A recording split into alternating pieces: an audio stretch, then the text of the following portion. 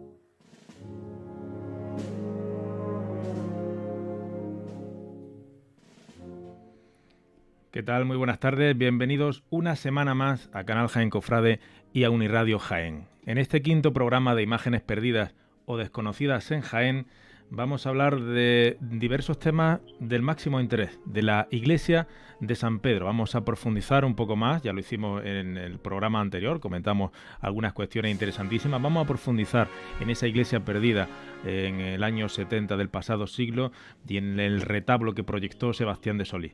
También tendremos tiempo para hablar de una auténtica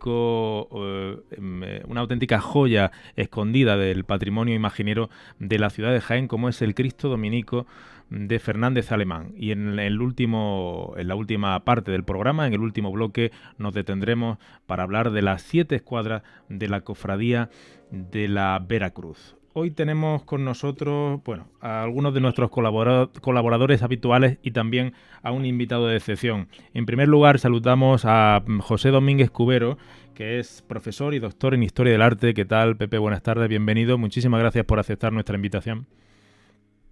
Muchas gracias a vosotros por invitarme. Buenas tardes. José Marchal, historiador, archivero de la agrupación de cofradías de la ciudad de Jaén. ¿Qué tal, José? Buenas tardes. Muy buenas tardes, Joaquín. Muy bien. Juan Pedro... de poder participar. Muy bien. Doctor Domínguez Cubero. La verdad es que todos lo estamos. Juan Pedro Lendín Espadilla, investigador. ¿Qué tal? Bienvenido. Hola, buenas tardes. Encantado de estar otra tarde con vosotros y compartir, sobre todo con el gran Domínguez Cubero. Y José Joaquín Quesada, profesor e historiador. ¿Qué tal? Bienvenido. Pues muy buenas tardes, un saludo muy cordial a todos y la verdad es que esta tarde especialmente abrumado por la presencia de don José Domínguez Cubero, que es toda una institución en lo que sería la historia del arte de nuestra provincia. La verdad es que estamos todos especialmente agradecidos al profesor Domínguez Cubero. Estamos ya viendo en imagen una perspectiva general de la ciudad de Jaén, tomada seguramente desde el Ejido de Belén. Se ve la Hermanita de los Pobres en primera instancia y al fondo lo estamos resaltando en un recuadro, la primitiva iglesia de San Pedro. En primer lugar, José Domínguez Cubero, ¿cómo era esta iglesia de San Pedro a grandes rasgos? Pues no lo puedo decir porque no la he visto nada más que en unos planos que se publicaron hace mucho tiempo y no estoy de acuerdo con lo que allí se veía. O sea que no lo sé, no tengo ni la más remota idea. Lo que sí conozco es el retablo que se montó, que suponemos que se montó. No hay nada al respecto que asegure la existencia del retablo en el lugar. Lo estamos viendo ya en imagen, el retablo. Sí, adelante. Que digo que lo estamos ya viendo en imagen. Sí, El proyecto, vaya, exactamente. Se fue publicado no hace tanto tiempo que la publicó Pedro Casaña. Estoy diciendo, iba a decir que la presencia, que pudo ser real esa presencia, porque el San Pedro que se guarda en la exposición de la catedral, en la exposición perenne de la catedral, se supone que procede de ahí. Y además las características de la imaginería de esa imagen está totalmente de acuerdo con los presupuestos estéticos de Sebastián de Solís, de forma que debió de montarse, pero que no hay ningún dato que nos lo asegure. José Marchal, el propio Rafael Ortega y Sagrista refiere cómo en el año 39 esta imagen de San Pedro, que vamos a ver dentro de un momento, llegó a estar en la iglesia de San Juan, pero luego le pierde la pista, ¿verdad?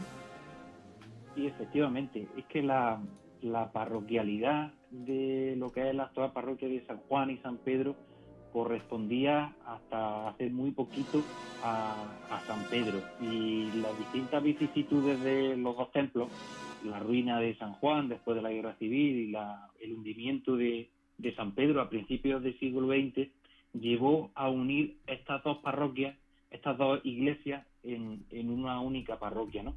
Y por lo que sabemos, varios de los bienes muebles de San Pedro pasan arriba a San Juan, y en algunas fotografías que no se ve en primer plano, pero sí se distingue la imagen de este San Pedro que actualmente conservamos en el Museo de la Catedral, en lo que es la cripta de los canónigos, en el Museo Catedralicio, ¿no? Esa imagen de San Pedro se cree que, digamos, cuando aparece en la fotografía de mediados del siglo XX, antes de que pues San Juan fuera pues terriblemente transformada y demolida como la vemos hoy, pues pasó a ese incipiente museo catedralicio de los años 60 y 70. Se crea un poco como almacén de bienes artísticos de la ciudad, más que como un proyecto museográfico moderno, ¿no? Pero bueno, se reúne ahí y pues desde entonces lo tenemos por allí. Podemos también describir un poquito cómo era ese entorno de la Plaza de San Pedro. Vamos a ver imágenes dentro de muy poco, con la Casa de la Munición cercana, ¿verdad? Y con un barrio que lamentablemente ha sido transformado y destruido en los años del desarrollismo, ¿verdad? Cualquiera de vosotros. Sí, la verdad es que es uno de los barrios más importantes de la ciudad, una de las colaciones fundamentales de la historia de la ciudad. San Pedro tenía a su espalda el monasterio de Santa Clara, de las Clarisas, que es una fundación muy bien dotada y de una construcción, pues digamos, rica. No podemos olvidar que su capilla pues tuvo un retablo de Sebastián de Solís muy notable, incluso el claustro, que un dato que nos dio a conocer Miguel Ruiz Calvente, el claustro diseño y montado por Francisco del Castillo, es decir, si no el más, uno de los arquitectos más importantes de nuestra historia, ¿no? También San Pedro, la antigua parroquia de San Pedro, que su origen es gótico, pero que Francisco del Castillo fue el encargado de darle una concepción más renacentista, más regular, ¿no? Le cambió la cabecera, como pues se ha conocido en nuestra ciudad, hasta su demolición a finales de los años 60 y bueno, la construcción de varios bloques de viviendas, que es lo que actualmente ocupa pues toda la manzana donde estaba.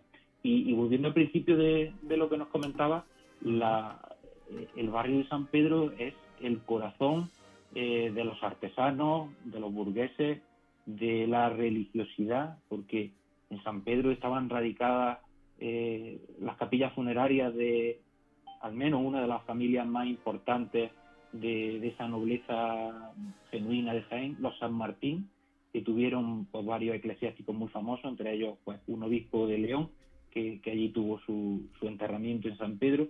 Para los que conocen el convento de Santa Clara, les diré que una de las lápidas que hay en el claustro, con unas armas episcopales, precisamente corresponde a la sepultura de esta familia que seguramente pues ha ido a parar allí después de la demolición de San Pedro, ¿no? Pero bueno, sabemos muchas cosas más de San Pedro en ese sentido, de que fue muy apoyada por esa aristocracia eclesiástica de nuestra ciudad. Uh-huh. Que cualquiera de vosotros en San Pedro radicaron cofradías de cierta importancia también en la ciudad de Jaén, cofradías laicales, cofradías de ánimas, sacramentales.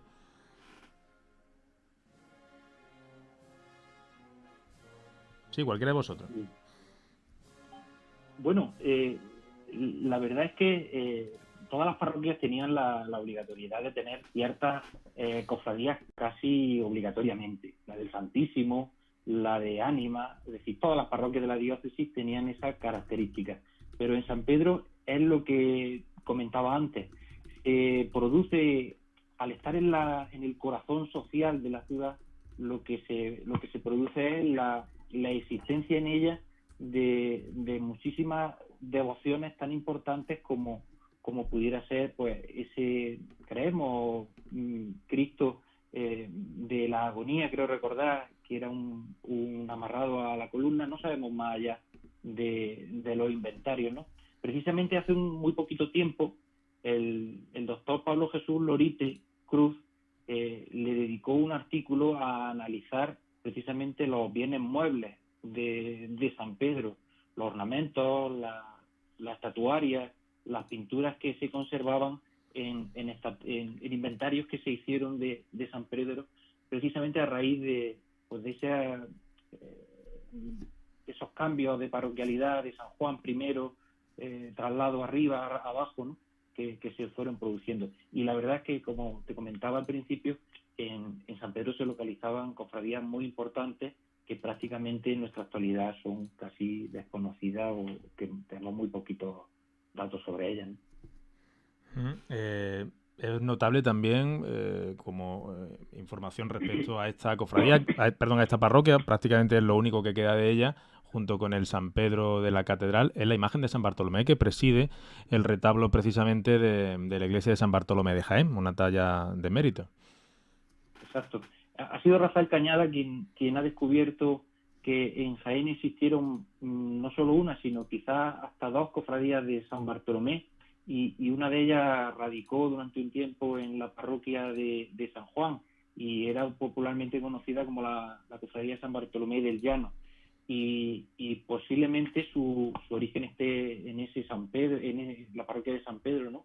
Y que quizá la fotografía más antigua que tenemos del retablo de San Bartolomé llamará la atención a quien lo pueda, quien lo tenga en mente, quien lo pueda ver, que la imagen de San Bartolomé no es la que actualmente preside, sino que es una imagen de vestir, si nos fijamos, en la que aparece un apóstol pues vestido con tela. Esa imagen se pierde, perdona, en la guerra, si no estoy mal enterado, ¿verdad? Sí, creo que es la guerra civil cuando se destruye, y es cuando ya llevan esa imagen, no sé, don José Domínguez Cubero no lo podría afirmar, pero yo creo que está en la órbita de todas esas producciones de José de Medina, ¿no?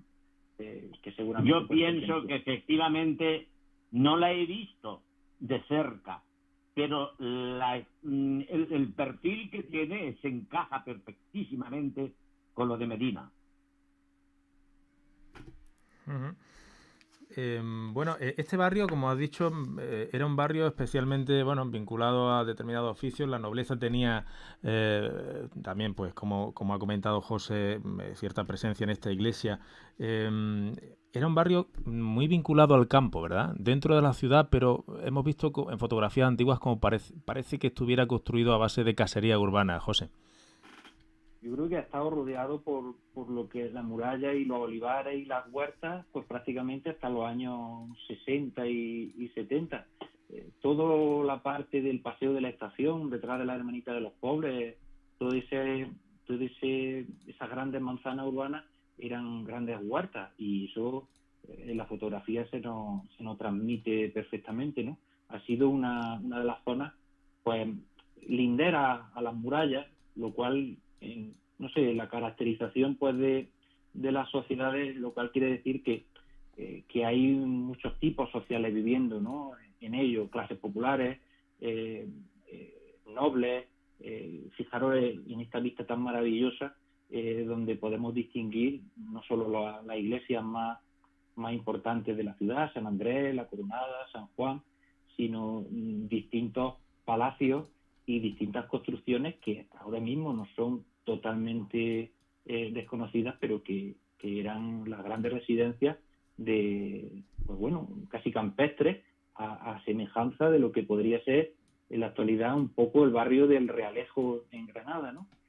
Un ambiente urbano, pero pues rodeado de huertas, de cultivos, de acequias, de parcelas que se riegan, casas que tienen estanques, y de una gran plasticidad y una gran belleza, ¿no? Estamos viendo en la parte izquierda de la imagen lo que seguramente fuera la Casa de la Munición o Casa de la Moneda. José Domínguez Cubero, ¿qué conocemos de esta casa que se ubica allí?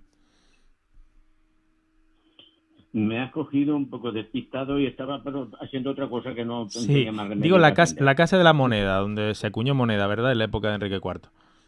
O Casa de la Munición. Yo no tengo conocimiento exhaustivo de cómo era esa Casa de la Moneda. He oído hablar y incluso he visto algunas imágenes, pero no la recuerdo ahora. No tengo, ni tampoco estoy viendo si estáis proyectando. Se conserva simplemente la portada, ¿verdad? La portada sí se mantuvo, se derrulló para construir vivienda. Pues sí, eso sí, pero que estoy diciendo que estoy ahora mismo ciego, no tengo apoyatura de ningún tipo.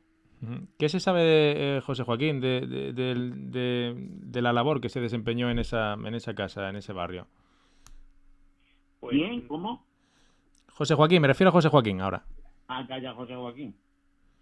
Pues la verdad es que yo ahora mismo tampoco recuerdo bien por qué esos nombres de munición o moneda, porque hasta donde yo recuerdo fue la casa solariega de la familia del obispo San Martín. No sé en qué momento pasa a tener otro menester. Lo que sí se me ha quedado en el tintero, que hemos cambiado de la imagen del retablo, si no importa, en cuanto al retablo de San Pedro, hacer notar que aunque sea evidente, pero no debemos de dejarlo pasar, el hecho de cómo la iconografía del titular de la parroquia de San Pedro está plenamente inserta en lo que serían las inquietudes de la Contrarreforma, que es el momento en el cual se realiza el retablo. San Pedro aparece sedente y vestido de pontífice, como si estuviera hablando desde la cátedra pontificia. Hay que recordar que precisamente uno de los puntos fuertes de la mentalidad contrarreformista es precisamente la defensa del papado, porque Lutero la negaba. Lutero negaba la autoridad papal, y precisamente por ese motivo es muy frecuente a finales del 16 y principios del 17 la representación de San Pedro como pontífice, sedente, como lo estamos viendo. Así lo representa, por ejemplo, Gregorio Fernández, y así, por ejemplo, también se hizo en la portada de la iglesia de San Pedro de aquí de Úbeda, en la que, aparte de la imagen de San Pedro como papa, aparecen las alegorías de la fe y de la caridad, que mientras que los protestantes defienden que solamente la fe basta para la salvación, el catolicismo contrarreformista decía que la fe sin obras, es decir, la fe sin caridad, no era nada. Era por hacer notar esa vinculación de la imagen de San Pedro, pues, con la escritura en el momento. Interesante. También sabemos que la Virgen del Carmen, que en su origen estuvo, ¿verdad?, en el convento de la Coronada, del cual ya estuvimos hablando la semana pasada, de Carmelitas Calzado, pasó con la desamortización de Mendizábal, con la invasión francesa a San Pedro, ¿verdad? Cierto, y además una imagen de Mateo de Medina, que se sabe que a ciencia cierta que la ejecutó este artífice, y pasa, como tantos bienes desamortizados, a las parroquias, y en este caso a San Pedro, sí. Luego regresaría... Que es una vocación que pasa a San Juan. Exactamente, luego regresaría con Fernando VII a San Pedro, y de ahí, con la ruina de San Pedro, iría a San Juan, efectivamente, ¿verdad? Y que es una imagen de la que se conserva aunque desapareció en la guerra civil, fue destruida, pero sí se conserva el manto y la saya que vestía. ¿Y efectivamente. dónde está ahora mismo? Era de vestir, imagino que en depósito de la cofradía. Interesante ese dato. No quiero Sí. pasar sin decir, a propósito del San Pedro, que Pablo de Rojas tiene un San Pedro que es como un Aden Iden del que estamos viendo aquí. O sea que estaba generalizada y había intención por parte de la autoridad, de la jerarquía, de mantener lo que ha dicho José Joaquín sobre el concilio, sobre Trento y la importancia y la significación papal en el orden de la dirección de la Iglesia. Eso. O sea que Interesante. esta imagen, no sé si es reproducción, y si no es reproducción, es exactamente similar a la que dejó Pablo de Rojas. Me parece que se encuentra en la obra de Pablo de Rojas en la Colegiata de San Sebastián de Antequera. Interesante ese dato. Es también relevante, ya saliendo un poco de la parroquia, pero siguiendo en la línea de hablar de la figura, de la imagen, de la representación de San Pedro en la ciudad de Jaén, cómo estuvo vinculada a las dos cofradías del entierro en Jaén, Santo Sepulcro y Soledad, o Santo Entierro entonces, ¿verdad? Porque ambas sacaban a la calle un paso con San Pedro, José. Sí, el caso de las negaciones de San Pedro, pues que era muy efectista pues para toda esa devoción contrarreformista, ¿no? Porque implicaba la plasticidad de la escena en la que San Pedro pues está acompañado por ese gallo, ¿no? Y quizá para esos iletrados observantes de las procesiones del Santo Entierro, la figura del gallo y de Pedro negando por 3 veces al Señor, ¿no? Era enormemente popular. Se nos ha transmitido, sobre todo por las crónicas de don Alfredo Cazabán, que en Jaén ese paso en concreto del Santo Sepulcro era absolutamente popular. Se pierde relativamente reciente porque la pertinencia o no de sacarlo está presente en las actas de la cofradía pues prácticamente hasta los años 50 del siglo XX, es decir, lo conservaron hasta que por sus, digamos, condiciones pobres de ejecución y de iconográficas, pues no pudo ser posible seguir procesionándolo, ¿no? Y en la Cofradía de la Soledad no conservamos tampoco ninguna fotografía de esa imagen, ¿verdad? No, yo no conozco ninguna. Quería comentaros yo Sí. al respecto de lo que lo que ha comentado José Manuel de la presencia de San Pedro Apóstol en las dos cofradías, cómo el mismo santo tiene esa ambivalencia iconográfica. Por un lado, la que hemos comentado antes de su papel como imagen de la autoridad pontificia, y en este caso como imagen del arrepentimiento y del valor de la penitencia, que también es otro de los sacramentos que precisamente la Contrarreforma pone de manifiesto.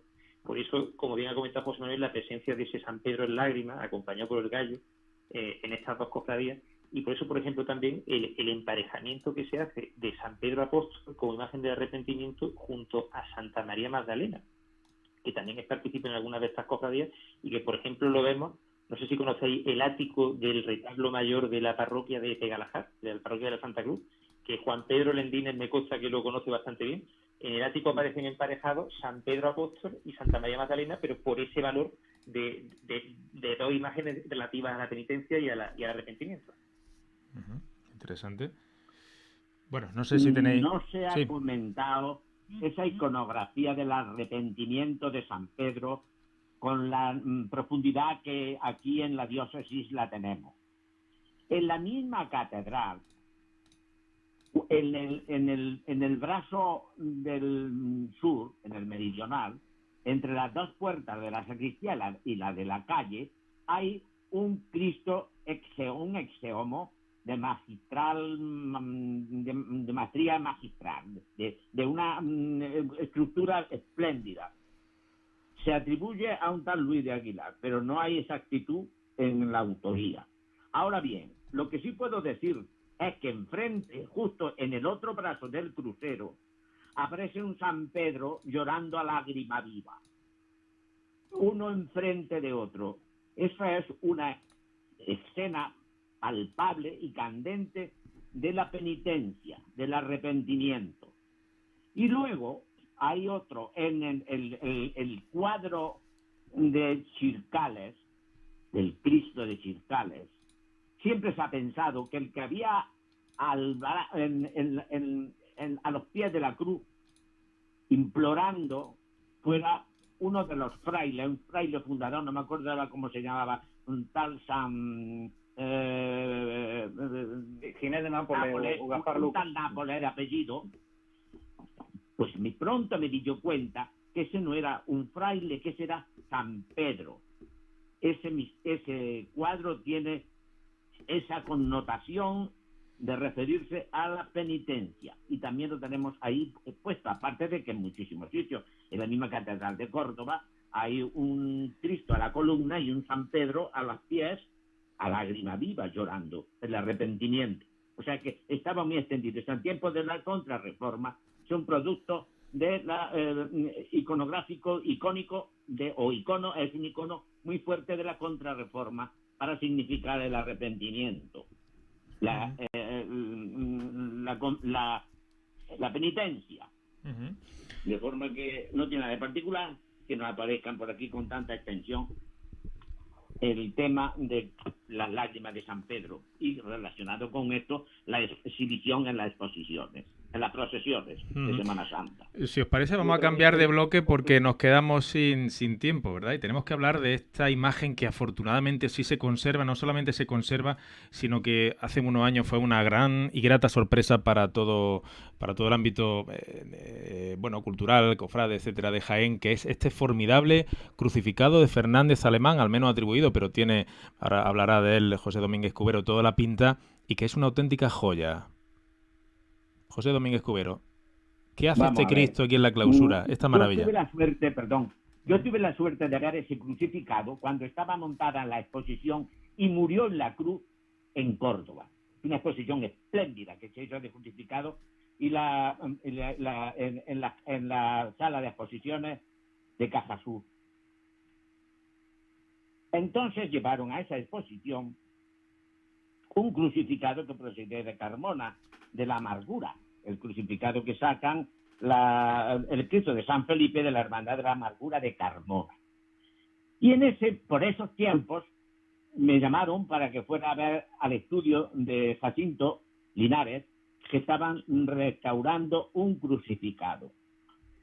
Cuando yo fui allí, me dijo Jacinto Linares, el famoso crucificado, descubre lo que lo podíamos ver, porque lo tenía tapado. Estaban trabajando en la parte del perizoma y los demás lo tenían cubierto.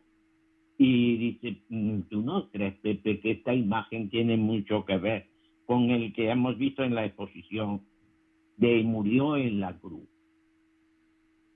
Claro, como estaba el Cristo lo tenía entendido, pues no se veía en toda su magnitud, pero cuando que yo salió ya, para que poderse ver, contemplar lo mismo. Entonces dijimos, esto es un trabajo para echar la campana, abuelo, y es de Jorge Fernández Alemán. ¿Cómo se puede? Él aportó el estudio que había hecho, o la memoria de la restauración, y yo hice un artículo, y los dos lo firmamos y lo mandamos al Instituto de Estudios Jiennenses. Es la primera manifestación que sacamos en Jaén de ese crucificado. Aquello me interesó a mí mucho, porque por entonces estaba yo elaborando la escultura del crucificado en el reino de Jaén. Claro, eso no podía dejarlo, y entonces puse mano a la obra. Ese Fernández Alemán resulta que parecía que iban a meterlo como si fuera con calzador dentro de este trabajo de la escultura del crucificado en Jaén. Porque aquí no sabíamos que este hombre había estado trabajando, y sí trabajó. Lo dice Gestoso y Pérez. Trabajó en la provincia de Jaén, y se supone que fuera el que hizo el retablo, la arquitectura y la escultura también de un retablo que hubo en la Catedral de Baeza, que desapareció. De forma que no está más que aquí no haya venido ese Cristo. Ahora vamos a hablar un poco de este crucificado. Como este crucificado pertenecía al convento de las dominicas, allá que planté yo y la Madre Teresa, que ya la conocía yo de haberla visto en el convento de Santa María de Gracia, donde estuvo un tiempo recomponiendo la descomposición del convento de dominicas que se formó en Córdoba. En Córdoba había 5 conventos de dominicas. Uno de ellos era el convento del Santo Cristo Crucificado. Desapareció quizá en el siglo XIX con la desamortización, debió de ser. Y el Cristo lo recogió, el Cristo que era el titular de ese convento, del que estamos hablando, la Sor Teresa, como hacía y deshacía, tuvo la suerte de quedarse con él crucificado, con la imagen y con otras, y se las trajo a Jaén. Ese es el origen de la presencia del crucificado aquí. Después fui a verlo, con más detenimiento ya instalado, y le dije a la monja, que entonces era la superiora, mire usted, este crucificado es de una inmensidad y de una conmesurada maestría. Esto es una pena que lo tengan ustedes puesto en una capilla particular y no luzca. Mire usted no sabe que la belleza es un atributo de Dios. Mientras más cerca estemos de la belleza y de la verdad, más cerca estamos de Dios. Y a Dios no se le puede poner cortapisas, no se puede ocultar, porque la verdad y la belleza es difusiva, como Dios. Y la monja, digo, mire usted, que me voy a tener que confesar. Dijo la pobre mujer, el hecho es que yo quería que ese Cristo saliera y se exhibiera. Y entre la mujer lo que temía es que las cofradías se lo pidieran y entonces lo destrozara. El hecho es que lo tienen arriba, en una capilla privada, y luciendo para ellas. Después, como ese Cristo me llamó tanta la atención, me he dado cuenta y he visto otros que son similares, muy similares.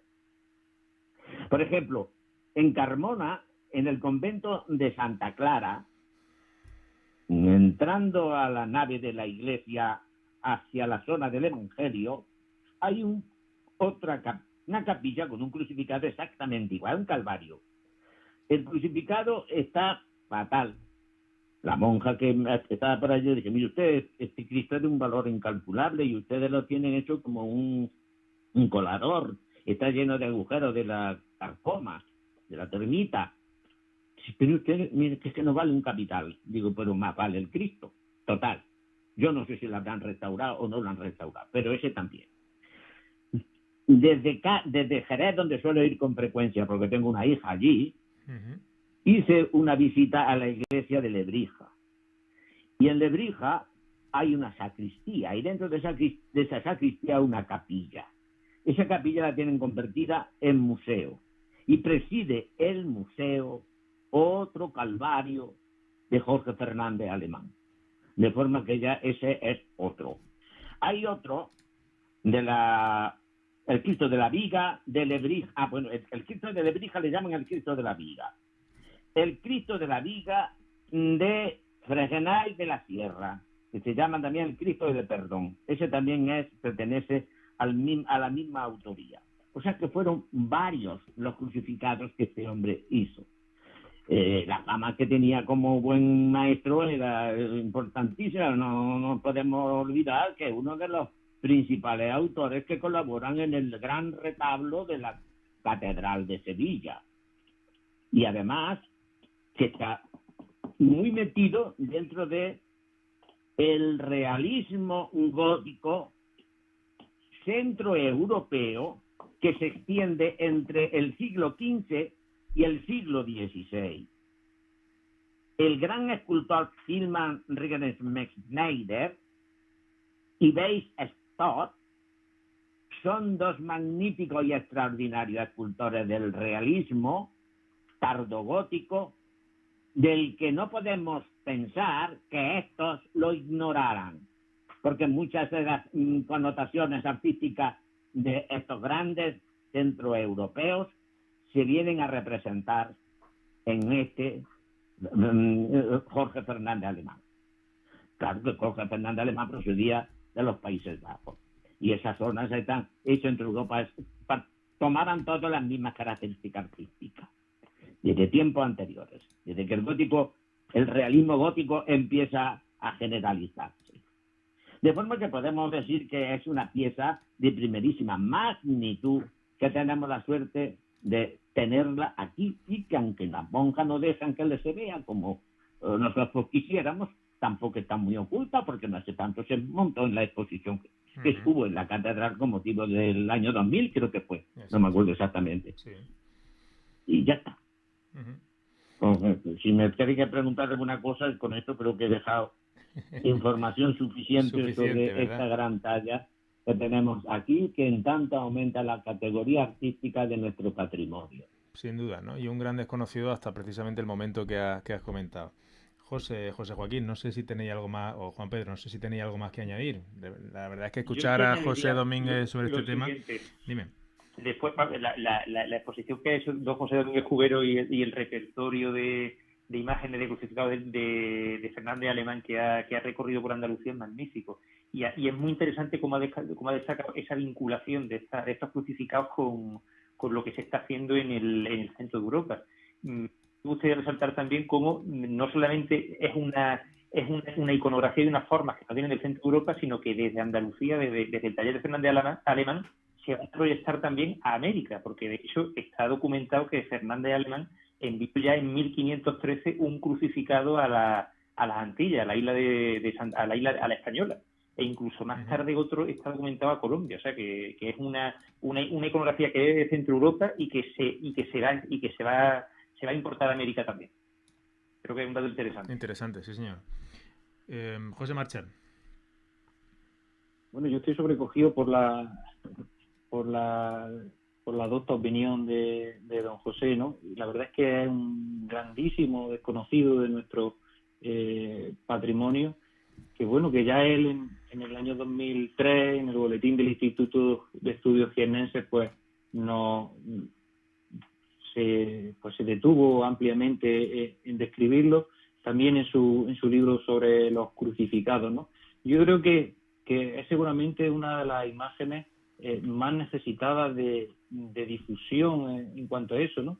Y debe de ser, pues, quizá pues trasladada a un espacio público, ¿no? Y que pudiéramos, pues, verla, aunque sea, pues, en horario del culto en el convento de las Dominicas, pero que estuviera visible, ¿no? Bueno, pues si os parece, compañeros, vamos a pasar al siguiente bloque de nuestro programa, que es nada menos que el de la Veracruz, la primitiva cofradía de la Veracruz y sus escuadras. Me gustaría lanzar esta pregunta en general, para situar a nuestros oyentes. ¿Cuándo y cómo se forma la cofradía de la Veracruz? ¿Quiénes queráis? Bueno, yo haría un apunte muy escueto para quizás entrar luego hablando sobre las 7 escuadras, ¿no? La cofradía de la Veracruz es la más importante de la historia de la ciudad de Jaén. Es la más antigua y está vinculada a una espiritualidad muy concreta, que es la franciscana, que es la que se ocupa de exaltar bastante la pasión del Señor, ¿no? Y que tiene una acogida popular muy grande. Quien mejor conoce los primeros siglos de la cofradía de la Veracruz es don Rafael Galiano Puy, que ha escrito bastantes artículos relativos a poner un poco en claro esos orígenes un poco desconocidos al principio, pero que gracias a sus investigaciones en el Archivo Histórico Provincial y en el Archivo Histórico Diocesano pues se han podido ir desentrañando, ¿no?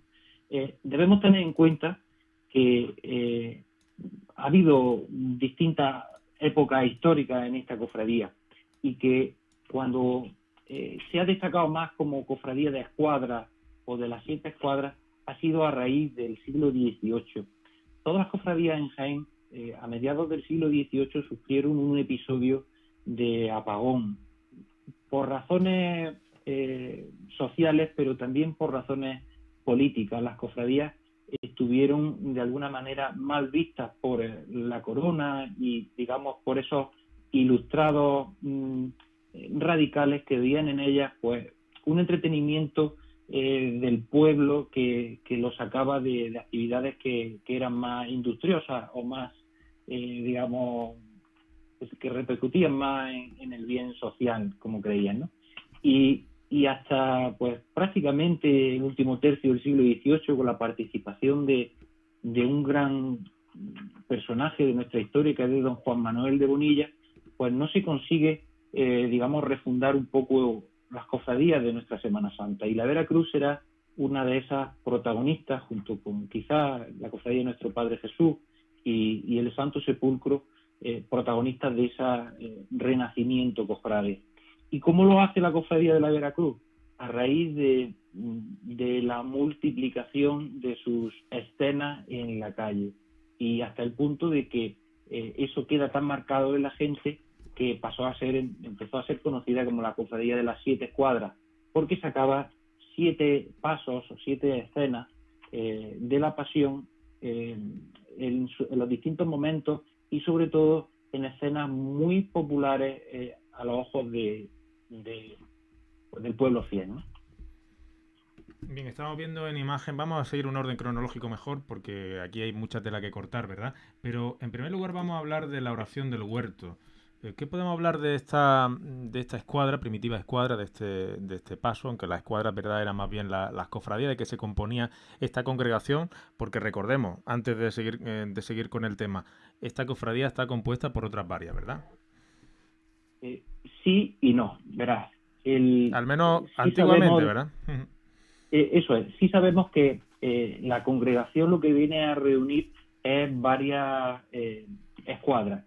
La palabra escuadra quiere decir tramo, que solo cómo se organizaba la procesión.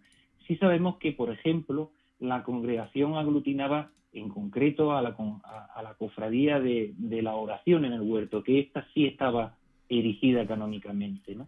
Yo creo que tenemos que distinguir ese hecho histórico, la erección canónica de la cofradía que aparece congregada en la Veracruz.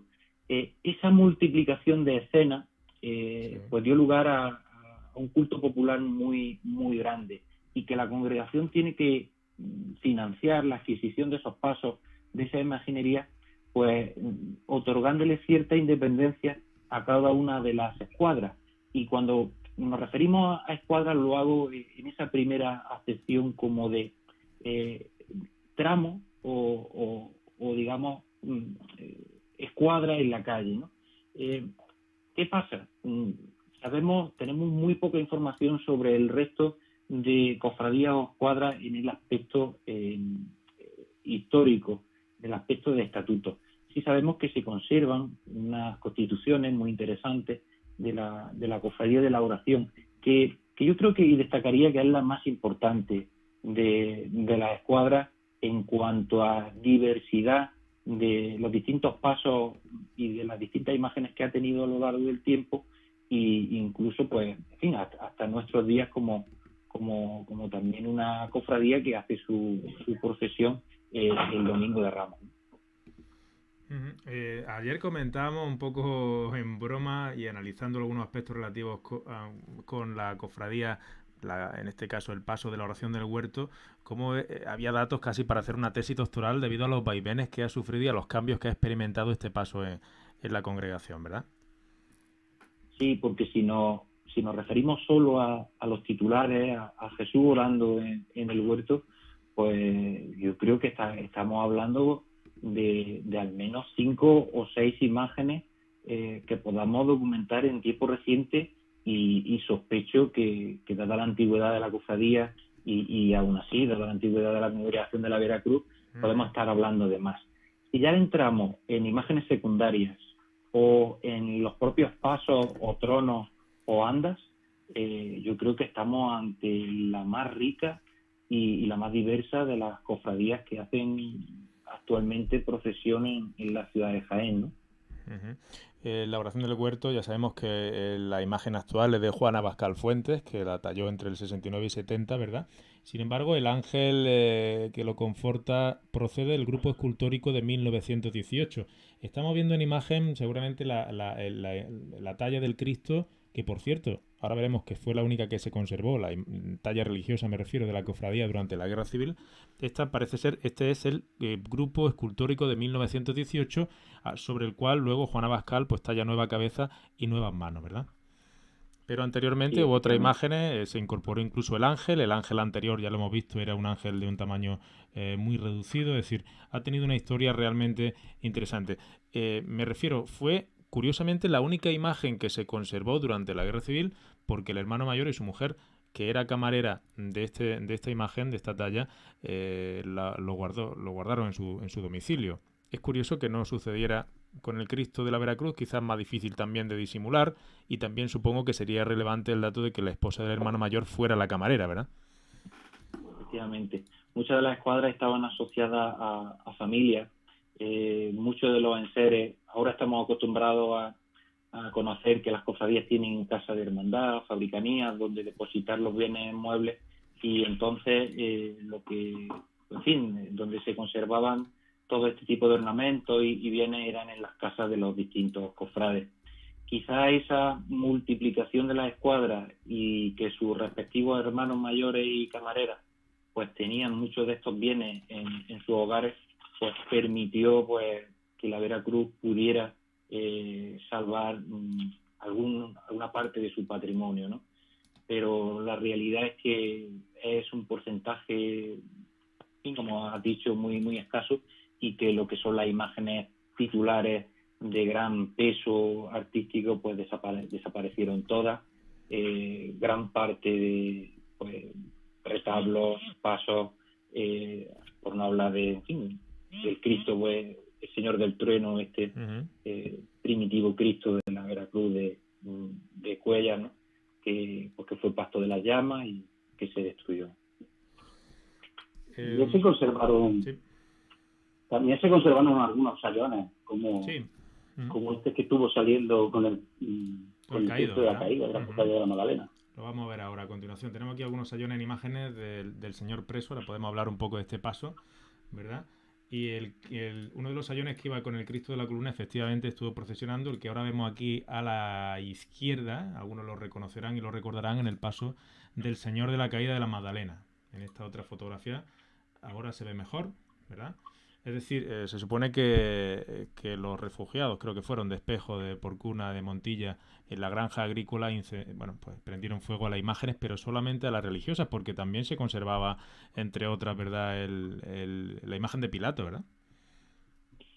Si no recuerdo mal, ¿no se conservó también uno de los Cristos, el de la sentencia, puede ser? Sí, pero me parece que ya no procesionaba, porque fue sustituida. Y el busto de esta que estamos viendo ahora en imagen, que era lo que se conocía como el balcón de Pilatos, ¿verdad?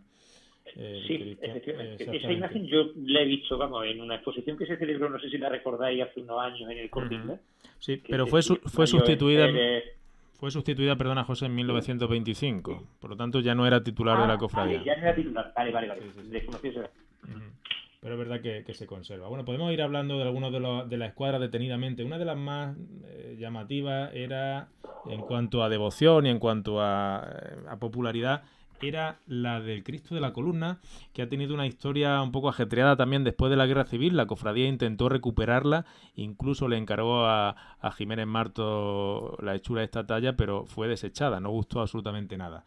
Esta era la primitiva imagen que, como digo, era acompañada por los sayones que se conservan, uno de ellos el del Cristo de la Caída. ¿Qué podemos hablar de esta escuadra del Cristo de la Columna?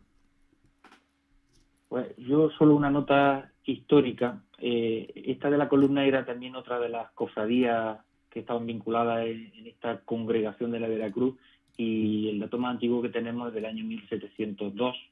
Era casi con total seguridad una cofradía de labradores, de gente humilde, y que por el escaso poder adquisitivo, pues digamos lo que tuvo siempre fueron imágenes de un formato menor, incluso de talla tosca, ¿no?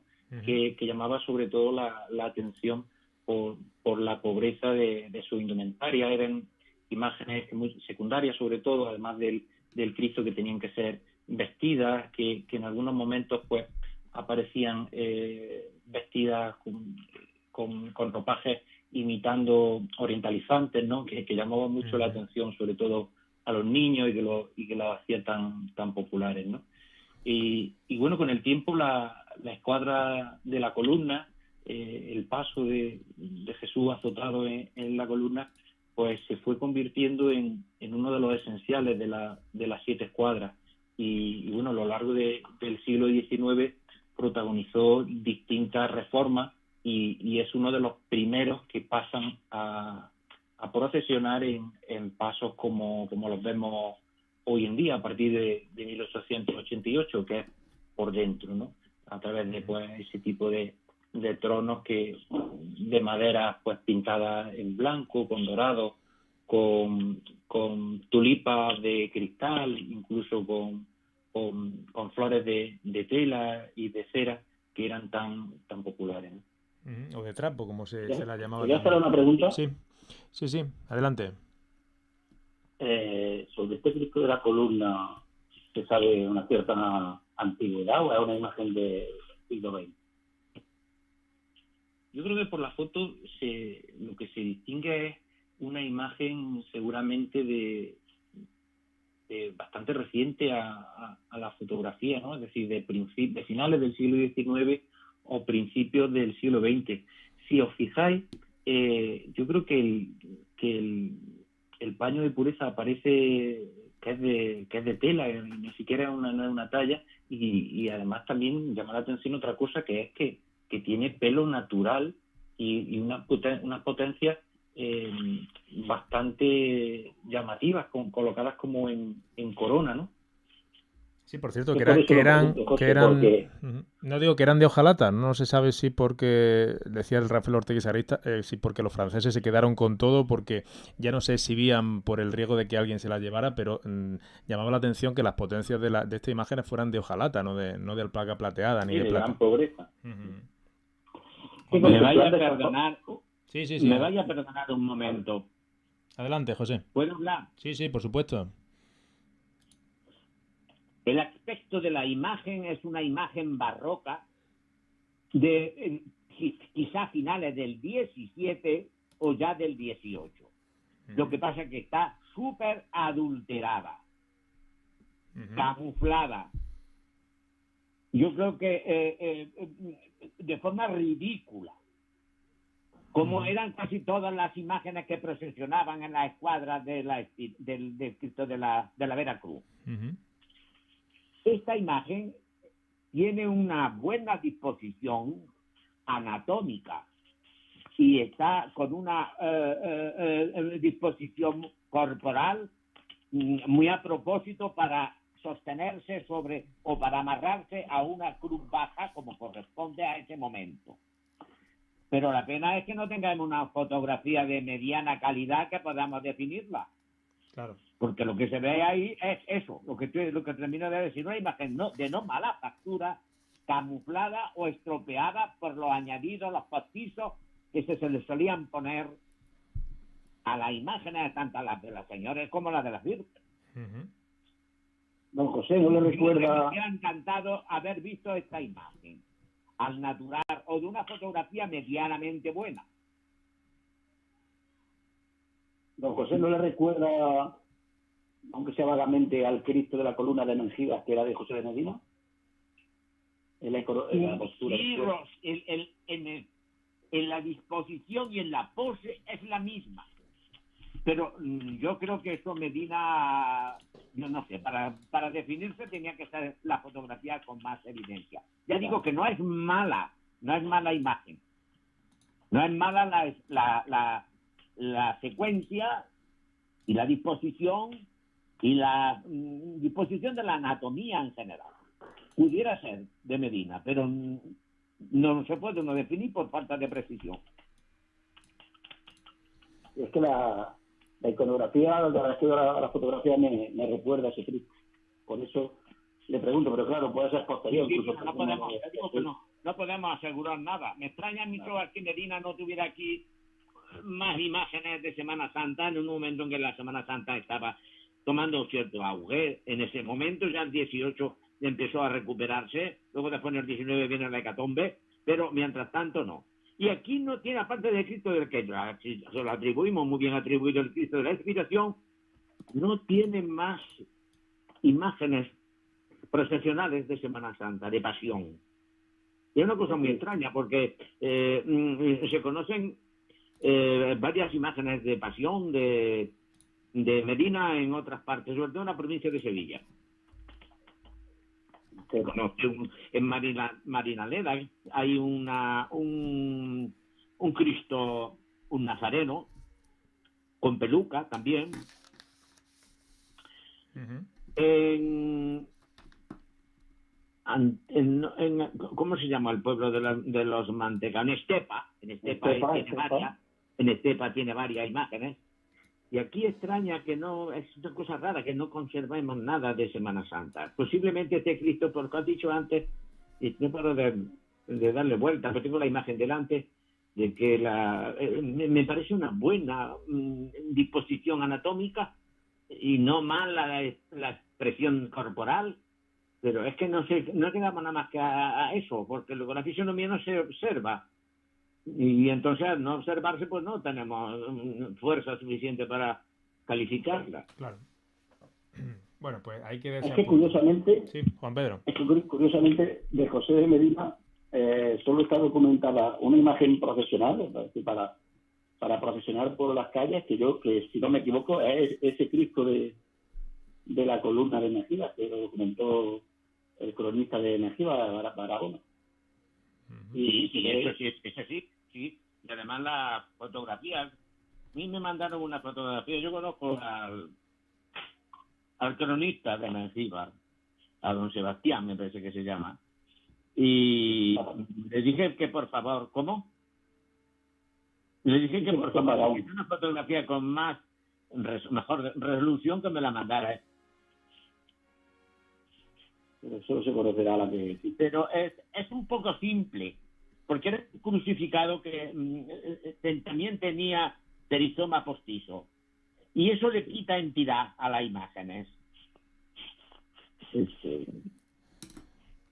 claro. Sin duda. Los postizos por la culpa, ¿no? Que a la Expiración de Jaén también tuvo su faldellín, su faldellín, creo que también llegó hasta peluca, ¿no?